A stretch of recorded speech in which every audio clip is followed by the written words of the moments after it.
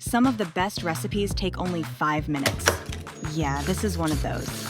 This easy mushroom salad has been in my life since my newlywed days. It's fancy enough for guests, but these days, I mostly make it for myself. The secret to keeping it so easy? Canned mushrooms.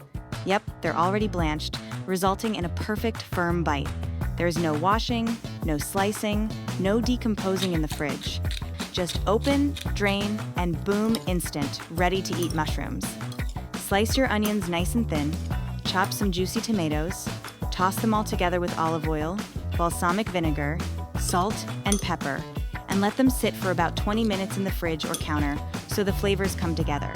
Serve this easy recipe as an appetizer, pile it on toast, or add it to your holiday charcuterie board. Find the full recipe at nutsandtwigs.com.